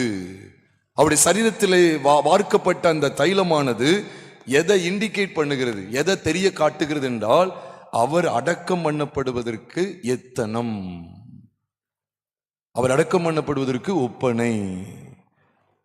அவர் அடக்கம் பண்ணப்படுறதுன்னு சொல்லிட்டே போயிடக்கூடாது, அப்படி போக வேண்டாம். அவரோடு கூட நம்முடைய பழைய மனுஷனும், என்ன பார்த்தா சொல்லுங்க, அவரோடு கூட, கிறிஸ்துவோடு கூட நம்முடைய பழைய மனுஷனும், சத்தமா சொல்லுங்க, அடக்கம் பண்ணப்பட்டு விட்டான். இதுக்காக தாங்க இதை பிரசங்கிக்கிறோம். நீங்க பழைய செல்வகுமார் பார்க்க முடியாது, பார்க்க கூடாது. இல்லைன்னா நான் கிறிஸ்துவின் அடக்கத்தை விசுவாசிக்கவில்லை. நீங்க பழைய செல்வகுமாரை நீங்க பார்த்துட்டீங்க அப்படின்னா 100க்கு நான் எப்படி சொல்ல முடியும் நான் கிறிஸ்துவுக்குள் புது சிஷ்டின்னு சொல்லி அவருடைய அடக்கத்தையும் அவருடைய உயிர்த்தெழுதையும் விசுவாசிக்காத நான் எப்படி சொல்ல முடியும்? அவருடைய மரணம் மற்றும் அடக்கத்தில் பழைய மனுஷன் மாண்டு போகிறான், அடக்கம் பண்ணப்படுகிறான். கிறிஸ்துவின் உயிர்த்தெழுதலிலே புதிய மனுஷன் பிழைத்திருக்கிறான் என்கிற அந்த வெளிப்பாடு எனக்கு கிடைக்காத பட்சத்தில் நான் எப்படி என்னுடைய பழைய மனுஷன் மரித்து விட்டான் என்பதை நான் உணர முடியும்? இங்க வசனத்தில் எவ்வளவு அழகா இருக்கு பாருங்க. நீர் என்னுடைய குமாரன், இன்று நான் உம்மை ஜெனிப்பித்தேன் என்று 2ஆம் சங்கீதத்தில் எழுதியிருக்கிறபடியே இயேசுவை எழுப்பினதினாலே தேவன் நம்முடைய பிதாக்களுக்கு அருளி செய்த வாக்குத்தத்தத்தை அவருடைய பிள்ளைகளாகி நமக்கு நிறைவேற்றினார் என்று நாங்களும் உங்களுக்கு சுவிசேஷமாய் அறிவிக்கிறோம். அதுக்கப்புறம் இனி அவர் அழிவுக்குட்படாதபடிக்கு அவரை மரித்தோழ்ந்து எழுப்பினதை குறித்து தாவீதுக்கு அருளிய நிச்சயமான கிருபைகளை கட்டளையிடுவேன்னு சொல்லி அவர் திருவுளம் பற்றின விசேஷமும் அங்கே காண்பிக்கப்பட்டிருக்கிறது. இனி அவர் அழிவுக்கு உட்படுறது இல்லை. அப்ப நான் படிக்கணுங்க, இந்த சத்தியங்களை நான் படிக்கணும். அப்ப அந்த ஸ்திரீ தைலத்தை அவர் மேல வார்த்தது எதுக்கு அடையாளமா இருக்கு, எதுக்கு எத்தனமா இருக்குன்னு இயேசு சொன்னார்? அடக்கம் பண்ணுவதற்கு எத்தனமா, ராஜா அபிஷேகம் பண்ணப்படுவதற்கு எத்தனமா, அவர் அடக்கம் பண்ணப்படுவதற்கு எத்தனமா. அந்த அடக்கம் பண்ணப்படுவதற்கு எத்தனமான விஷயத்தை 2ஆம் சங்கீதம் 6ஆம் வசனத்துல பார்த்தாச்சு. 7ஆம் வசனத்துல எது காண்பிக்கப்படுது சொல்லுங்க பாப்போம். யார் சொல்றான்னு பாத்துரும். இப்பதான் பார்த்துக்கிட்டு இருக்கோம். அப்போஸ்தலரையும் காமிச்சு கொடுத்தாச்சு, யார் சொல்றான்னு பார்ப்போம். இந்த சங்கீதம் 2ஆம் சங்கீதம் 6ஆம் வசனத்துல அவர் அடக்கம் பண்ணப்படுவதற்கு எத்தனமா அந்த தைலம் பூசப்படுறத, அந்த தைலம் வார்க்கப்படுறத, ராஜாவாக அபிஷேகம் பண்ணப்படுறத வேதம் நமக்கு காண்பித்து கொடுக்கு. அதை தொடர்ந்து 7ஆம் வசனத்தை பார்க்கும்போது இந்த 7ஆம் வசனம் எதை நமக்கு காண்பிக்கு? சங்கீதம் 2:7. அதுக்குள்ள அர்த்தத்தையும் நான் சொல்லிட்டேன், விடையவே சொல்லியாச்சு. அப்போஸ்தலர் 13, 32, 33 சொல்லியாச்சு. இயேசு கிறிஸ்துவனுடைய சத்தமா சொல்லுங்க. பிள்ளைகள் அழகா சொல்றாங்களே, ரொம்ப அழகா சொல்றாங்களே, கண்டுபிடிச்சிட்டாங்க. சின்ன பிள்ளைங்க சொல்றாங்க பாருங்க, இயேசு கிறிஸ்துவனுடைய உயிர்த்தெழுதல். ஏன்னா அவங்களுக்கு தெரியுது அடக்கத்துக்கு பிறகு உயிர்த்தெழுதல் வருதுன்னு அவங்களுக்கு அழகா தெரியுது. பழைய மனுஷன் மாண்டு அடக்கம் பண்ணப்பட்டு விட்டான் என்றால் இனி நான் அல்ல, கிறிஸ்துவே எனக்குள் பிழைத்திருக்கிறார். எவ்வளவு நல்லா இருக்கு பார்த்தீங்களா? It not I, nevertheless I live, it not I, but Christ liveth in me. கிறிஸ்துவே எனக்குள் பிழைத்திருக்கிறார். எவ்வளவு நல்லா இருக்கு. இதற்கு தான் பிரியமானவர்களே இந்த வெளிப்பாடை தேவன் நமக்கு இங்க வெளிப்படுத்தி காண்பிக்கிறார். அடக்கம் பண்ணப்படுவதற்கு எத்தனை செய்தான்னு சொன்னா நம்ம உண்மையில அடக்கம் பண்ணப்பட்டோம், அதை விசுவாசிங்க பிரியமானவர்களே. நம்ம என்ன சொல்லியிருந்தோம்? விசுவாச பிரமாணத்துல மட்டும் அறிக்கை இடத்துல ரொம்ப பலமா இருக்கிறோம், பலமா சத்தத்தை கூட்டியிருந்தோம். அவர் பொந்து பிலாத்துவின் காலத்தில் மலமல்லமல்லன்னு சொல்லியிருந்தோம். அவர் பொந்து பிலாத்துவின் காலத்தில் பாடுபட்டு சிலுவையில் அறிவுண்டு மரித்து அடக்கம் பண்ணப்பட்டு பாதாளத்தில் இறங்கினார். வேத வாக்கியங்களின்படி 3ஆம் நாள் மரித்தோடு எழுந்தள்ளினார். பரமண்டலத்துக்கு ஏறி சர்வ வல்லமையுள்ள பிதாவாகி தேவனுடைய வலது பரிசத்தில் வைத்திருக்கிறார். அவ்விடத்திலிருந்து உயிரோடு மரித்து. எவ்வளவு அழகா ராகம் போட்டு சொல்றீங்க. அவர் மரித்தார், அடக்கமான இல்லைன்னு சொல்றீங்க. ஆனா இந்த வசனத்தை விசுவாசிக்க மாட்டோமா? ரோமர் 6வது அதிகாரம் 4ஆம் வசனத்துல, ரோமர் 6வது அதிகாரம் 3ஆம் வசனத்துல நாம் அவரோடு கூட மரித்தோம் என்று வேதம் சொல்லுது. மரணத்திற்குள்ளாக தான் ஞானஸ்நானம் பெற்றோம் அப்படிங்கறத வசனம் சொல்லுது. 4ஆம் வசனத்துல பார்த்தா அவருடைய மரணத்திற்குள்ளாக்கும் ஞானஸ்நானத்தினாலே கிறிஸ்துவுடனே கூட, அவருடைய மரணத்திற்குள்ளாக்கும் ஞானஸ்நானத்தினாலே கிறிஸ்துவுடனே கூட அடக்கம் பண்ணப்பட்டோம் இருக்கு. We have been buried with Christ. எவ்வளவு தெளிவா இருக்கு பார்த்தீங்களா? எனக்கு கேட்டீங்கன்னா சொல்லுவேன், it's a wonderful truth that we have been buried with Christ. கிறிஸ்துவோடு கூட அடக்கம் பண்ணப்பட்டோம் பிரியமானவர்களே. இது எவ்வளவு தெளிவான சத்தியம், எவ்வளவு தெளிவா இருக்கு பாருங்க சத்தியங்கள். என்னை அடக்கம் செய்வதற்கு எத்தனமாக என் சரீரத்தில் தைலம் பூச முந்தி கொண்டாள். அப்ப இது என்ன வெளிச்சம்? கிறிஸ்து அடக்கம் பண்ணப்பட்டா. பைபிள் என்ன சொல்றது? அவர் மட்டும் அடக்கம் பண்ணப்பட்ட மாதிரி போடல, கிறிஸ்துவுடனே கூட நாமும் என்ன செய்யப்பட்டோமா? நான் போட்டிருக்குதா இல்லையா? நீங்க விசிபிளா தான் கிறிஸ்துவ பாக்கீங்க, இயேசு கிறிஸ்து அடக்கம் பண்ணப்படுறார். ஆனா இங்க பைபிள் சொல்லுது அவருடைய மரணத்திற்குள்ளாக்கும் ஞானஸ்நானத்தினாலே கிறிஸ்துவுடனே கூட. சத்தமா சொல்லுங்க. அப்ப கிறிஸ்துவோடு கூட நாமும் என்ன செய்யப்பட்டோம்? அடக்கம் பண்ணப்பட்டோம். நம்முடைய பழைய மனுஷன் ஆதியிலிருந்து வருகிறான். பழைய மனுஷன் இன்னைக்கு நேத்து இல்லை, ஆதியிலிருந்து வருகிறான். அந்த மனுஷனை கிறிஸ்து என்ன செய்யறாருன்னா அடக்கத்துக்கு ஒப்பு கொடுத்தா. அடக்கம் பண்ணப்பட்ட மனிதனை எங்கேயாவது பார்த்திருக்கீங்களா? சொல்லுங்க. அடக்கம் பண்ண மனிதனை எங்கேயாவது யாராவது பார்த்திருக்கீங்களா? நான் மரித்து போன மனுஷனை கூட பார்த்துருக்கேன். ஏன்னா மரித்து போன மனுஷனை வீட்டில் வச்சிருப்பாங்க, அதுக்கப்புறம் சர்ச்சு கொண்டு வரதை நான் பார்த்துருக்கேன். சர்ச்சில் இருந்து கல்லறை தோட்டத்துக்கு கொண்டு போகிறதையும் நான் பார்த்துருக்கிறேன். அவன் குழிக்குள்ள இருக்கிறதையும் நான் பார்த்துருக்கிறேன், என்னால் பார்க்க முடியும். ஆனால் அடக்கம் பண்ணதுக்கு பிறகு அவனை எங்கேயுமே நான் பார்க்கல. யாரை பார்த்துருக்கீங்களா? பார்த்தீங்கன்னா கை வைத்துங்க. நான் அடக்கம் பண்ண மனுஷனை எங்கள் இப்போ கைலாசபுரத்தில் கூட எங்கள் ஒரு சில யாரும் அடக்கம் பண்ணப்பட்டாங்க, அவங்கள நான் பார்த்துருக்கேன் அப்படின்னு யாராவது பார்த்துருக்கீங்களா? யாரும் பார்க்கல. நம்முடைய பழைய மனுஷனை எவருமே பார்க்க கூடாது. அதுதான் கிறிஸ்துவின் அடக்கம் நமக்கு காண்பித்து கொடுக்கிற அற்புதமான செய்தி. எத்தனை காலம்தான் வேஷம் போட்டு தெரிய போறோம்? வேஷமாகவே மனுஷன் திரிகிறான், விருதாவாகவே சஞ்சலப்படுகிறான், ஆசையை சேர்க்கிறான், அதை யார் வாரிக்கொண்டு போவான் என்று அறியான். எத்தனை காலங்க பைபிள் இல்லாம சர்ச்சுக்கு வர போறீங்க? பைபிள் இல்லாம சர்ச்சுக்கு எத்தனை காலம் நீங்க வர போறீங்க? நரகத்துக்கு போறதுக்கு ஆயத்தப்பட்டுட்டீங்களா? தினந்தோறும் பைபிள் வாசிக்காதவங்க எத்தனை பேர் அப்படின்னு நான் கையை வைத்து சொல்ல முடியும். ஆனால் அது வேண்டாம், அது அவமானம். பைபிள் வாசிப்பு கிடையாது, ஜெபம் கிடையாது, ஒரு பரிசுத்த வாழ்க்கை கிடையாது. அப்ப என்னதான் கிறிஸ்தவ வாழ்க்கை? ஜூன் 29 வந்தா கையில பிடிக்க முடியாது. ஜூன் 29 கரெக்டாக தான் சொல்லியிருக்கேனா? பிச்சுக்கிட்டு போயிடும். தூத்துக்குடியிலாம் இருந்து கூட்டம் கூட்டமாக அங்கே வந்துருந்தாங்க. வசனத்துக்கு ஒண்ணுதான் இப்ப குறைச்சல். வசனத்தை கேட்கறதே கிடையாது. ஒரு துளி அளவும் கர்த்தருக்கு பயந்து நடக்கிற அனுபவம் கிடையாது. பிடிவாதம், முரட்டாட்டம், மாம்சீக குணங்களை வெளிப்படுத்தி வெளிப்படுத்தி வெளிப்படுத்தி அனுதினமும் ஜீவித்துக் கொண்டு வருஷத்துக்கு ஏதோ 2-3 பங்கன் நிறைவேற்றி விட்டா ஆண்டவர் சந்தோஷப்படுவார் என்று தப்பு கணக்கு போட்டு விடாதிருங்கள். அது நிச்சயமாகவே தேவனுக்குடைய பார்வையில அருவருப்பு. தேவனுடைய பார்வையில் அது அருவருப்பு. தேவனுக்கு உங்களை ஒப்பு கொடுங்க. கிறிஸ்து மரித்தது வீணாய் போய்விடக் கூடாது. உங்களுடைய வாழ்க்கையில கிறிஸ்து எதற்காக மரித்தா? என்னுடைய பாவங்களுக்காக அவர் மரித்தா. இன்னும் நான் பாவத்தோடு இருப்பேன் என்றால் கிறிஸ்துவின் மரணத்தை நான் சரிவர விசுவாசிக்கவில்லையோ? இன்னும் என்னுடைய பழைய மனுஷன் வெளியில தெரிந்து கொண்டிருக்கிறான் என்றால் அதே பழைய பார்வை, பழைய பேச்சு, பழைய எண்ணம், பழைய சுபாவம் வெளிப்பட்டு கொண்டே இருக்குமே என்றால் என்னுடைய பழைய மனுஷனாகிய ஆதாம் கிறிஸ்துவுடனே கூட அடக்கம் பண்ணப்பட்டதை நான் இன்னும் விசுவாசிக்கவில்லை. அப்ப இந்த ஸ்திரீ செய்த அந்த கிரியை கவனித்து பாருங்கள். கிறிஸ்துவானுடைய மரணம், அடக்கம், உயிர்த்தெழுதல், இந்த மூன்றையும் அவள் விசுவாசித்து, அது இன்னும் நடக்கல பாருங்க. அவளுடைய காலத்துல நடந்துட்டா, அப்போ கிறிஸ்து கூட தான் இருக்கிறாரு. இப்ப நம்ம காலத்துல எல்லாம் நடந்து முடிஞ்சிட்டு, நடந்து 2000 வருஷம் ஆயிட்டு. ஆனா அவளுடைய நாட்கள் அது நடக்கல. ஆனா அவ என்ன செய்யறா பாருங்க, அவருடைய மரணத்தை அவள் அப்படியே விசுவாசித்தாள். மரணம், அடக்கம், உயிர்த்தெழுதல். அதனாலதான் என்னை அடக்கம் பண்ணுவதற்கு எத்தனமாயின்னு சொல்றாரு. பிரியமானவர்களே, வேத வசனங்களை வாசித்து பாருங்கள். அவர் உலக தோற்றம் முதல் அடிக்கப்பட்ட ஆட்டுக்குட்டி. வேதத்துல ஆதியாகமத்தின் புஸ்தகம் 3வது அதிகாரம் 21ஆம் வசனத்தை வாசிக்கும் போது ஆதாமுக்கு எவாளுக்கும் ஆண்டவர் தோல் உடைகளை உடுத்தினாராம். உண்டு பண்ணி அதை அவர்களுக்கு உடுத்தினார் என்று வேதம் சொல்லுது. தோல் உடைகளை உடுத்தினாராம். இந்த தோல் உடை என்று சொல்லும் போது ஆதியாகமத்திலேயே முதல் துவக்கத்திலேயே மனுஷனுடைய வீழ்ச்சியை ஈடுகட்ட, சரிபடுத்த தேவனுக்கு தெரிந்த ஒரு பெரிய திட்டம் என்ன தெரியுமா? தேவன் அறிந்து வைத்திருந்த ஒரே திட்டம் என்ன தெரியுமா? குமாரனுடைய மரணம், உயிர்த்தெழுதல். நான் எதுக்காக இந்த ஸ்திரீல இந்த மார்க் 14 ஆரம்பித்து ஏன் ஆதியாகமத்திலிருந்து வர்றேன் அப்படின்னா, கவனிங்க.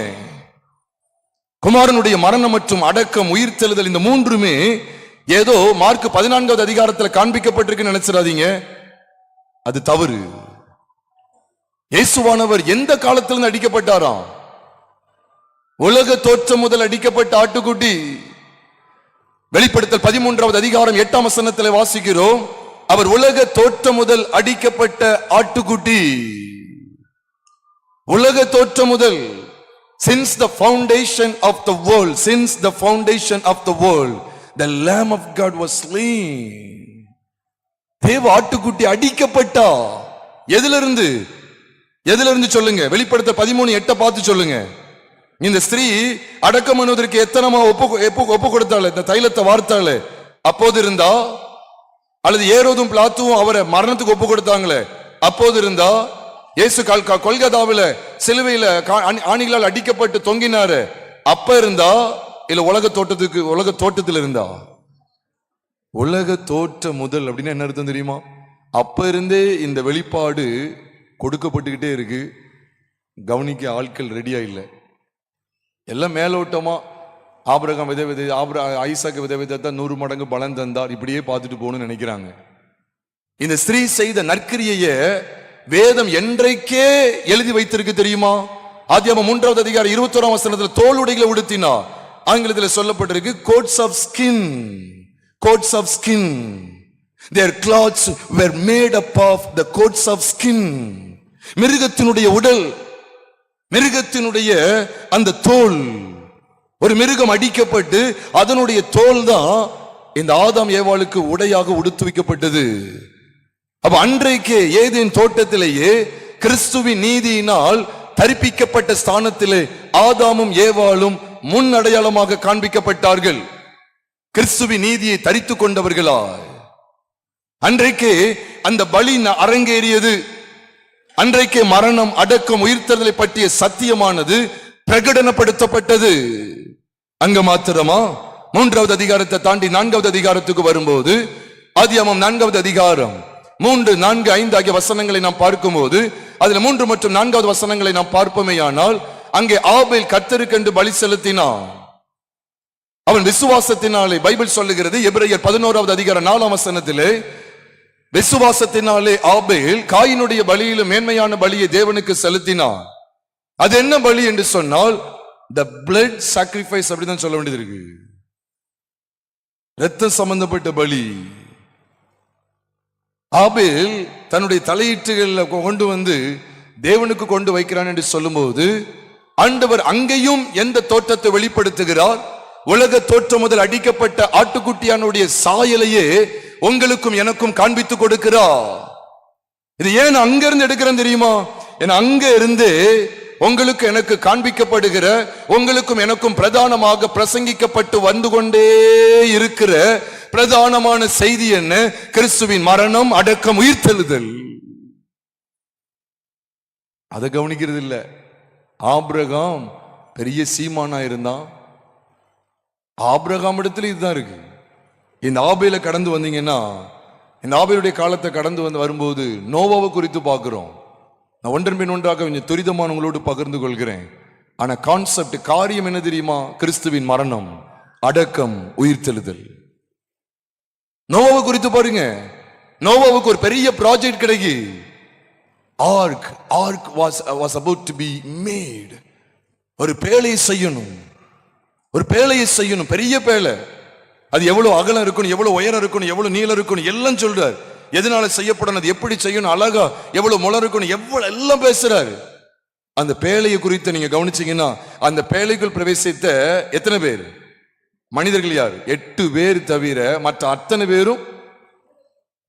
பேரும் என்ன செஞ்சிட்டாங்க? செத்து போயிட்டாங்க, அழிவை கண்டாங்க. இந்த பேழைக்குள்ள இருந்த 8 பேர் மாத்திரம் தான் பிழைச்சாங்க. இந்த பேழை எதை குறிக்க தெரியுமா? கிறிஸ்துவின் அடக்கம், உயிர்த்தெழுதல். நானா புதுக்கதை கேட்டல. 1 பேதுருவின் புஸ்தகத்தை எடுங்க. 1 பேதுருவின் புஸ்தகம் 3வது அதிகாரம் 20, 21 ஆகிய 2 வசனங்களை பார்க்கும்போது, 1 பேதுரு 3வது அதிகாரம். தயவுசெய்து எல்லாருமே பாருங்க. அந்த ஸ்கிரீன்ல கூட உங்களுக்கு போட்டுக்கிட்டு இருக்காங்க. அந்த ஆவிகள் பூர்வத்திலே நோவா பேழையை ஆயத்தம் பண்ணும் நாட்களிலே தேவன் நீடிய பொறுமையோடு இருந்தபோது கீழ்ப்படியாமற் போனவைகளாம். அந்த பேழையில சிலராகிய 8 பேர் மாத்திரம் பிரவேசித்து ஜலத்தினாலே காக்கப்பட்டார்கள். அதற்கு ஒப்பனையான ஞானஸ்நானமானது மாம்ச அழுக்கை நீக்குதலாயிராமல் தேவனை பற்றும் நல்மனசாட்சியின் உடன்படிக்கையாயிருந்து இப்பொழுது நம்மையும் இயேசு கிறிஸ்துவின் உயிர்த்தெழுதலினால் ரட்சிக்கிறது. இயேசு கிறிஸ்துவின் உயிர்த்தெழுதலினால் ரட்சிக்கிறது. 21ஆம் வசனம் எப்படி ஆரம்பிக்கு?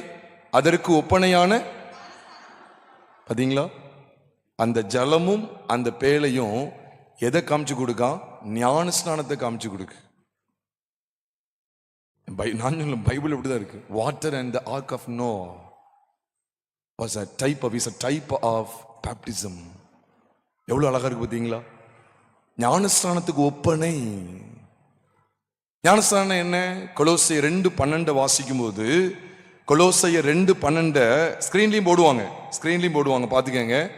ஞானஸ்நானத்திலே அவரோடு கூட அடக்கம் பண்ணப்பட்டவர்களாகவும் போட்டிருக்குதா போடலையா? எப்படி எழுதியிருக்கு? ஞான ஸ்நானத்தினாலேன்னு வாசிக்காதீங்க, நிறைய பேர் இதை பிழையா வாசிக்காங்க. பைபிள்ல ஞான ஸ்நானத்தினாலாம் போடல. பை த பேப்டிசம் இல்ல, இந்த பேப்டிசம். அங்க 2 வேலை நடக்கு. நல்லா கவனிங்க, 2 காரியம் நடக்கு. ஒன்னு ஷார்ட்டா சொல்றேன். ஒன்னு அவரோடு கூட அடக்கம் பண்ணப்பட்டோம். 2வது அவரோடு கூட, அந்த வசனம் முடியும் போது என்ன போட்டு பாருங்க, நானும் முழுமையா வாசிக்கிறேன். ஞானஸ்நானத்திலே அவரோடு கூட அடக்கம் பண்ணப்பட்டவர்களாகவும் அதிலே அவரை மரித்தோரிலிருந்து எழுப்பின தேவனுடைய செயலின் மேலுள்ள விசுவாசத்தினாலே அவரோட கூட. அப்ப ஷார்ட்டா என்ன அர்த்தம்? அவரோடு கூட அடக்கம் பண்ணப்பட்டோம், அவரோடு கூட எழுந்தோம். இதைத்தான் அந்த ஸ்திரீ காமிச்சுக்கிட்டு இருக்கா, பாத்துக்கங்க. அதனாலதான் ஆண்டவர் சொன்னார், இந்த சுவிசேஷம் எங்கெல்லாம் சொல்லப்படுமோ அங்கெல்லாம் இவள் செய்ததும் சொல்லுங்க. அப்போ சுவிசேஷம் அறிவிக்கப்படுற அத்தனை இடத்துலையும், சுவிசேஷனா உடனே இந்துக்களுக்கு அறிவிக்கிற சுவிசேஷம் நினைச்சிடாதீங்க. சுவிசேஷம் அப்படின்னாலே கர்த்தருடைய வார்த்தை. இன்னைக்கு நமக்கு தான் அந்த அது தெரிய மாட்டேங்குது. சுவிசேஷம் அறிவிக்க போறாங்க என்னதுங்க? சுவிசேஷத்தை அப்படியா போட்டிருக்கு? புறஜாதிகளுக்கு அறிவிக்கிறதா போட்டிருக்கு? அப்படி போட்டிருந்தா நிருபங்கள்ல ஏன் சுவிசேஷம் உங்களுக்கு அறிவிக்கப்பட்டது, சுவிசேஷம் வந்தது, சுவிசேஷனால உங்களுக்கு பலன் கிடைக்கும் அப்படிலாம் ஏன் சொல்லணும்? நம்மளா ஒரு கற்பனையில என்னத்தையும் ஒன்று கொண்டு வந்துட்டோம். சுவிசேஷம் என்ன அர்த்தம்? தேவனுடைய வார்த்தை, கிறிஸ்துவை பற்றிய செய்தி. அதுதான் பேர், அதுக்கு பேர் தான் சுவிசேஷம். கிறிஸ்துவை பற்றிய செய்திக்கு பேர் தான் சுவிசேஷம். ஏதோ புறஜாதிகளுக்கு மட்டும் அறிவிக்கிறது நினைச்சிடாதீங்க. அப்ப கிறிஸ்துவ பற்றிய செய்தி சபைக்கு தேவையில்லையா? அப்போ வேதம் என்ன சொல்லுது பாருங்க, ஞானஸ்நானத்தில் 2 நடக்கு. The process of being buried and the process of being raised from the dead. ஒன்று அடக்கம் பண்ணப்படுதல், இன்னொன்று மரித்தோரிலிருந்து எழும்புதல். அப்போ அடக்கம், உயிர் தெழுதல். யார் செஞ்ச கிரிய தெரியுமா? இந்த சகோதரி செய்தது.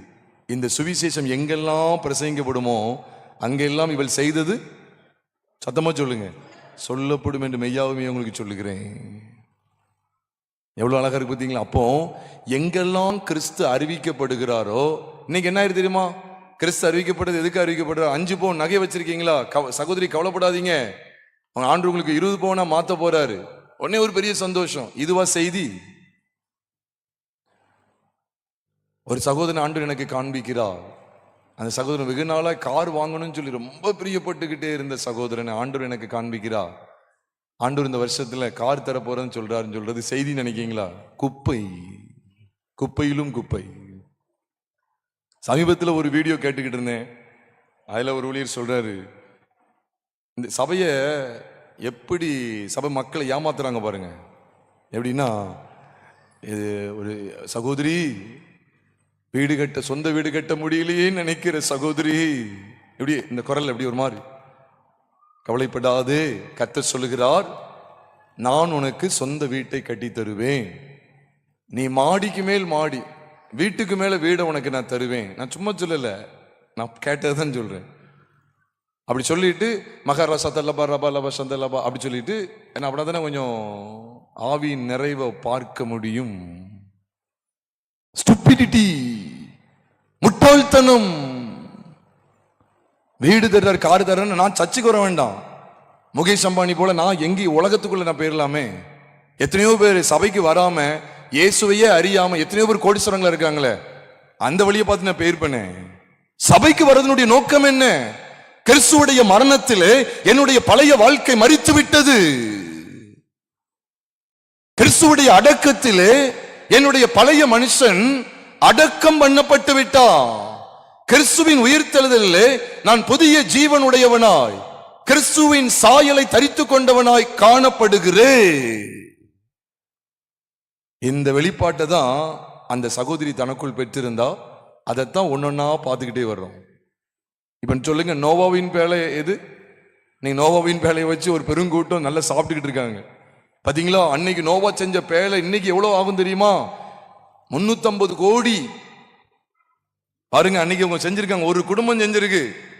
நீங்களும் இருக்கீங்களே. ஆண்டு எனக்கு ஒரு 350 கோடி ஒரு ப்ராஜெக்ட் சொல்லி இருக்கிறாரு. நோவாவின் பேழைங்கிற பேர்ல ஒரு 350 கோடி ப்ராஜெக்ட் சொல்லி இருக்கிறாரு. பணம்லாம் கொடுங்க அப்படின்னு சொல்லி கேட்டா நீங்க ஏமாந்துருவீங்களோ? ஐயா அம்மா, இந்த ப்ராஜெக்ட் என்பது கிறிஸ்துடனே கூட அடக்கம் பண்ணப்படுதலும், அவருக்குள் இனி நான் அல்ல கிறிஸ்துவே எனக்குள் பிழைத்திருக்கிறார் என்கிற சத்தியத்தை அறிவதுமே. யாராவது பேழை செய்யறதுக்கு, பேழை அன்னைக்கு செஞ்சாங்க, உடனே அதுக்கு எஸ்டிமேட் போட்டு காமிச்சிருவாங்க. பாருங்க, ஒரு குடும்பம் இருந்து கர்த்தருக்காக செஞ்சாங்க, நீங்க என்னத்தை செஞ்சிட்டீங்க. அப்படி யாராவது மிஷினரி ஊழியத்துக்கு பிச்சை கேட்டா கூட நான் அதை எதிர்க்கிறேன். நோவாவின் பேழையை நீ எடுக்கிறதுக்கு உனக்கு யார் உரிமை கொடுத்தா? நோவாவின் பேழையை வச்சுக்கிட்டு நீ சர்ச்சு கட்டணும்னு சொல்லி கேட்கிறிய, அதுவா இந்த அர்த்தம்? அதற்கு ஒப்பனையான ஞானஸ்தானமானது எவ்வளவு நேர்த்தியா இருக்கு. அதை வச்சு நல்ல வியாபாரம் நடக்கு. பேழை செஞ்சாங்க, நீங்களும் நினைச்சீங்க கூடாரத்தை கட்டுங்க, ஒரு சதுரடிக்கு 3000 கொடுத்துருங்க. ஆஹா, இது என்ன ஒரு இவ்வளவு டீசெண்டா பிச்சை எடுக்காங்கன்னு நானும் அதான் யோசிக்கேன். ஒரு சதுரடிக்கு 3000 கொடுத்தவங்க 30 லட்சம் ரூபா வீடு கட்டிட்டாங்கன்னு பத்திரிக்கையில் ஒரு சாட்சி தான் வருது, மிஞ்சி போனா 2 சாட்சி. அப்ப இந்த 3000 கொடுத்த 30,000 பேர் இருக்கானே, அவனுக்குலாம் வீடு கொடுக்க ஆண்டு ஏமாத்திட்டாருன்னு.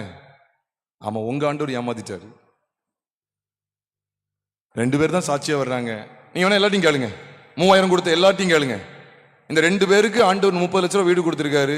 அது போட்ட 60,000 70,000 பேர் அம்போ பரிதா அம்போன்னு போயிடுச்சு. அது கொஞ்சமாவது கவனிக்கீங்களா?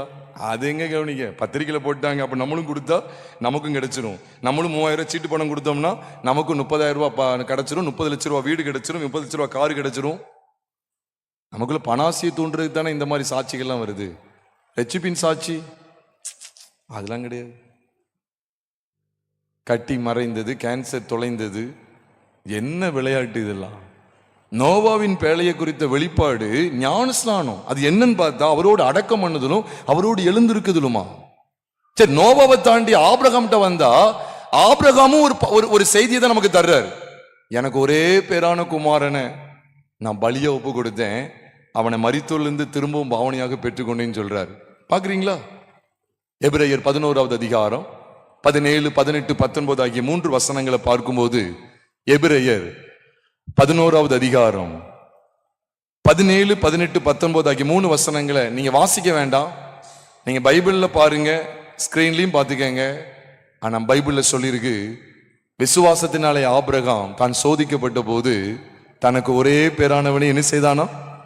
பலியாக ஒப்பு கொடுத்தான். 19ஆம் வசனத்துல சொல்லியிருக்கு, தேவன் மரித்தோரிலிருந்து எழுப்ப வல்லவர் என்று எண்ணி தனக்கு ஒரே பேரானவனையே பலியாக, சொல்லுங்க, 19 எழுதியிருக்க. ஆமா, ஒப்பு கொடுத்தான், மரித்தோரிலிருந்து அவனை பாவனையாக. அப்போ ஆபிரகாம் ஈசாக்குடைய காரியத்தை கவனிச்சா அங்கேயும் இதுதான் இருக்கு தெரியுமா?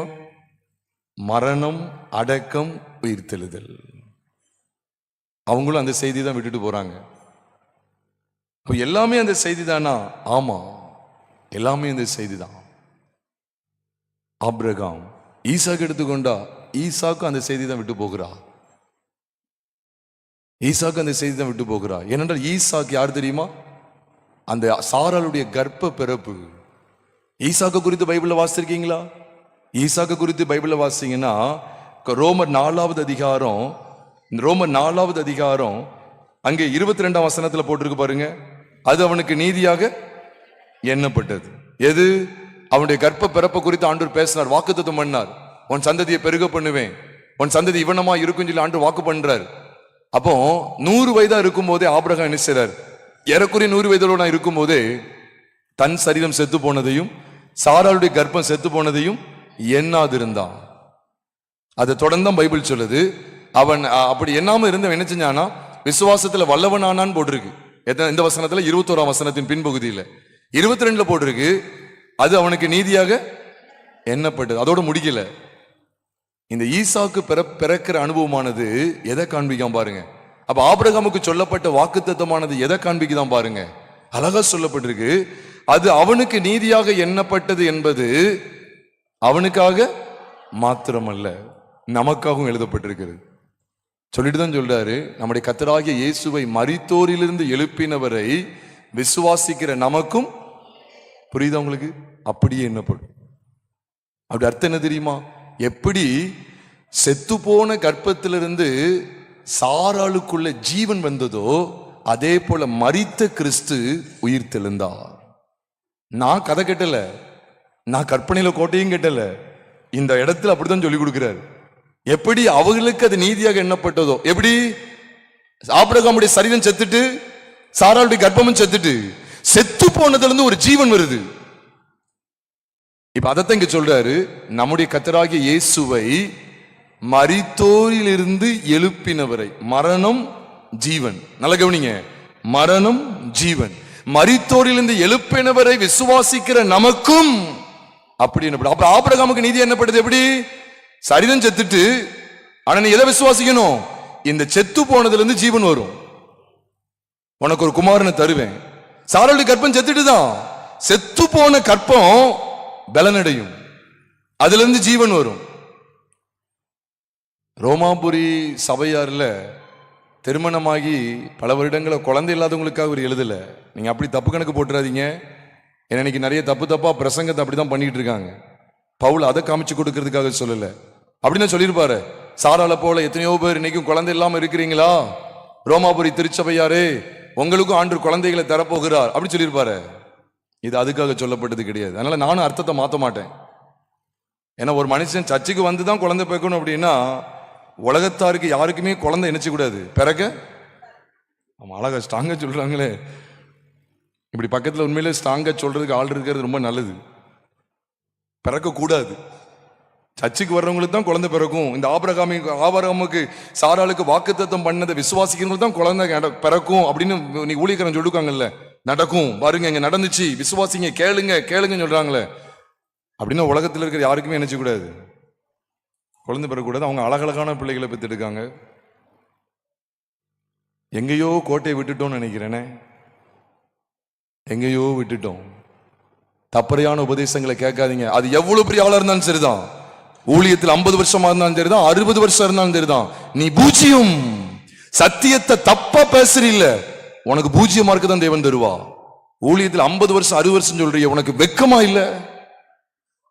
சாராளையும் ஆபிரகாமையும் கொண்டு உனக்கு குழந்தை தருவாருன்னு பேசுறியே. பவுலுக்கு இப்படிதான் வெளிப்பாடு தந்தா, பவுலுக்கு இப்படி ஆண்டவர் வெளிப்பாடு கொடுத்தா, அதுவா சத்தியம்? அப்படின்னா எனக்கு ஒரு பதில் சொல்லு. அப்படி பேசுகிற பிரசங்கியே எனக்கு ஒரு பதில் சொல்லு.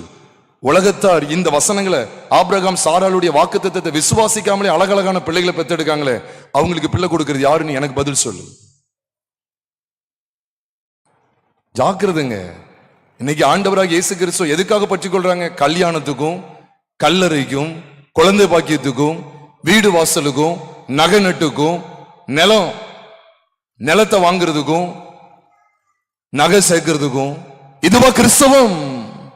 அந்த ஸ்ரீ செய்த நற்கிரியை என்ன? யூதாஸ் என்பவன் பணத்தையே நோக்கிட்டு இருக்கான், இவள் அடக்கம் பண்ணப்படுவதை காண்பிக்கிறா. ஆதியாமத்தில் அதான பார்க்கிறோம், உலக தோற்றம் முதல் அடிக்கப்பட்ட ஆட்டுக்குட்டி. அதனாலதான் ஆபிரகாமுடைய வீட்லயும் பார்க்கிறோம், செத்து போனதுல இருந்து ஜீவன் வருது. ஆமா, செத்து போன கிறிஸ்து உங்களுக்காக எனக்காக 3ஆம் நாள் உயிரோடு எழுந்தா. இது என்ன வெளிச்சத்துக்காக தெரியுமா? அங்கே ரோமர் 4வது அதிகாரம் 24, 25 காண்பிக்கப்பட்டு தெரியுமா? அவர் நம்முடைய பாவங்களுக்காக ஒப்பு கொடுக்கப்பட்டும் நாம் நீதிமான்கள் ஆக்கப்படுவதற்காக எழுப்பப்பட்டும் இருக்கிறார். அப்ப நம்முடைய பாவங்களுக்காக அவர் ஒப்பு கொடுக்கப்பட்டார், நாம் நீதிமான்களாக்கப்படுவதற்காக அவர் எழுப்பப்பட்டும் இருக்கிறார். ஆக இந்த ஸ்திரீ செய்தது எதற்கு எத்தனமாய், எந்த காரியத்தை விளங்கச் செய்வதற்காக அவள் செய்தார் என்றால், கிறிஸ்துவின் மரணம், அடக்கம், உயிர்த்தெழுதலை முன்கூட்டியே பிரதிபலிக்கும் வண்ணமாய் அவள் அந்த காரியங்களை நிறைவேற்றி முடித்தாள். அப்ப அந்த ஸ்திரீ நமக்கு விட்டு செல்கிற அற்புதமான செய்தி என்ன? கிறிஸ்து நம்முடைய பாவங்களுக்காக மரித்தார். நம்முடைய பழைய மனுஷன் அவரோட கூட சிலுவையில் அறையப்பட்டிருக்கிறானா இல்லையா? ரோமர் 6:6 அப்படித்தானே வாசிக்கிறோம். ரோமர் 6வது அதிகாரம் 6ஆம் வசனம், அடிக்கடி இந்த வசனத்தை சொல்லுவேன். ரோமர் 6:6 சொல்லுது, நாம் இனி பாவத்துக்கு ஊழியம் செய்யாதபடிக்கு பாவ சரீரம் ஒளிந்து போகும் பொருட்டாக நம்முடைய பழைய மனுஷன் அவரோட கூட சிலுவையில் அறையப்பட்டது என்று அறிந்திருக்கிறோம். அப்ப நம்முடைய பழைய மனுஷன் அவர் என்ன கதையாகிட்டார் தெரியுமா? மரணத்துக்கு ஒப்பு கொடுத்தார், அடக்கத்துக்கு ஒப்பு கொடுத்தார். அவருடைய புதிய சாயலை உயிர்த்தெழுதலின் மூலமா மகிமையின் சாயலை நமக்கு உடுத்து வைத்திருக்கிறார். இந்த வெளிப்பாடு நிறைந்த இந்த பரிசுத்த வேதாகமத்தை நாம் இன்னும் அசட்டை பண்ணும்படிக்கு தியானிக்கிறோமோ? எனக்கு அதுதான், அதை ஆண்டவர் பேசினார், இதே எனக்கு ஆண்டவர் பேசினார். அப்ப இந்த சத்தியங்கள் ஆண்டவர் பேசலையா? உலக தோற்றம் முதல் அடிக்கப்பட்ட ஆட்டுக்குட்டி. அப்ப அந்த ஸ்திரீ செய்த அந்த நற்கிரியை இன்றைக்கு நாம் பார்க்கிறோமே. நம்முடைய வாழ்க்கையை ஒரு விசை ஆராய்ந்து பார்ப்போமா? இன்னும் என்னுடைய பழைய மனுஷன் அடங்காம, அடக்கம் செய்யப்படாமல் இன்னும் துமுந்துகிட்டு நிக்கிறான் அப்படின்னு சொன்னா, ரிஜிடா ஸ்டபானா நிக்கிறான் அப்படின்னு சொன்னா, நான் இன்னும் கிறிஸ்துவின் மரணத்தையும் அடக்கத்தையும் விசுவாசிக்கவில்லை என்ற அர்த்தம். இந்த சரீரம் இருக்கு பார்த்தீங்களா, இது பாவம் செய்யறதுக்கு துடியும், தேவனை விட்டு வழி விலகுவதற்கு துடியும். அப்ப இந்த பாவ சரீரம் ஒளிந்து போகும் பொருட்டாக நம்முடைய பழைய மனுஷன் எங்க அறையப்பட்டிருக்கிறான், யாரோடு கூட அறையப்பட்டிருக்கிறான் என்கிற விசுவாசத்திலே நாளுக்கு நாள் நான் ஜீவிக்க வேண்டியது, நாள்தோறும் ஜீவிக்க வேண்டியது இருக்கு. யாரோடு சிலுவையில் அறையப்பட்டிருக்கிறான்? சத்தமா சொல்லுங்க. கிறிஸ்துவுடனே கூட நம்முடைய பழைய மனுஷன் அவரோட கூட சிலுவையில் அறையப்பட்டது என்று அறிந்திருக்கிறோம். இந்த வெளிச்சத்துக்கு நம்ம எப்படி அர்ப்பணம் செய்வோமா? இருக்க இடத்திலே தலைகளை தாழ்த்தி இந்த 3வது நாள் கூட்டத்திலே கிறிஸ்துவை அடக்கம் செய்வதற்கு எத்தனமாய் அவருடைய சரீரத்தில் தைலம் பூச முந்திக் கொண்ட இந்த நற்கிரியை செய்த ஸ்திரீயை குறித்து நாம் பார்க்கிறோமே. அவள் விட்டு செல்கிற ஒரு அருமையான செய்தி என்ன? நம்முடைய பழைய மனுஷன் அவருடைய மரணத்தில் மரித்து விட்டான். பழைய வாழ்க்கை, அசுத்தமான வாழ்க்கை, ஜென்ம சுபாவத்துக்குரிய வாழ்க்கை, மாம்சத்துக்குரிய வாழ்க்கை கிறிஸ்துவோடு கூட மரித்து விட்டது, கிறிஸ்துவோடு கூட அடக்கம் பண்ணப்பட்டு விட்டது. இனி நான் அல்ல, கிறிஸ்துவே எனக்குள் பிழைத்திருக்கிறார். அந்த வெளிச்சத்தை எது தருகிறது? கிறிஸ்துவுடனே கூட சிலுவையில் அறையப்பட்டேன் என்கிற சத்தியம் தருகிறது. அர்ப்பணம் செய்வோமா?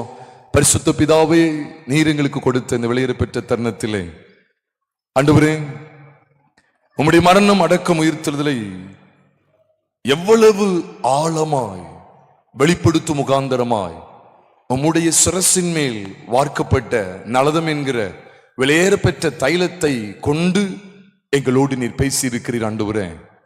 ஆண்டவரே, நீர் எங்களுடைய ராஜாவாய் சீயோன் மீதிலே ராஜாவாக அபிஷேகம் பண்ணப்பட்டவராய் இருக்கிறீர். அதை தொடர்ந்து வசனம் சொல்லுகிறதை, தீர்மானத்தின் விவரத்தை நாங்கள் கவனிக்கிறோம்.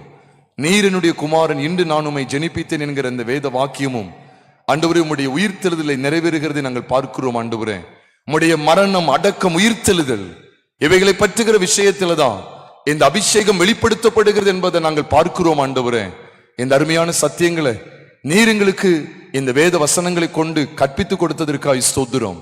தொடர்ந்து அருமையான இந்த எஸ் கைலாசபுர சபை தொடர்ந்து எந்த முரட்டாட்டமும் இல்லாமல், எந்தவித மாம்ச கிரியைக்கும் இடம் கொடுக்காமல் கிறிஸ்துவின் மரணத்தை விசுவாசித்து, அப்படி அடக்கத்தை விசுவாசித்து, அப்படி உயிர்த்தெழுதலை விசுவாசித்து, பழையவைகள் எல்லாம் ஒளிந்து போய்விட்டது, எனக்குள் இருந்த பழைய அந்த கெட்ட சுபாவம், ஜாதி வெறி, வரதட்சணை என்கிற வெறி, பொல்லாத விதமான துர்க்குணம், இதெல்லாம் என்னை விட்டு அகன்று விட்டது. இனி நான் புதிய மனுஷன், புதிய மனுஷி என்று சொல்லி கிறிஸ்துவுக்குள் புது சிருஷ்டியாய் தன்னை முழுவதும் ஒப்பு கொடுத்து உமக்கு சாட்சி உள்ள பிள்ளைகளாய் ஜீவனம் பண்ண ஆண்டவர் அனுக்கிரகம் பாராட்டுங்க. எங்கள் கர்த்தராகிய இயேசு கிறிஸ்துவின் நாமத்தில் ஜெபிக்கிறோம் நல்ல பிதாவே, ஆமென்.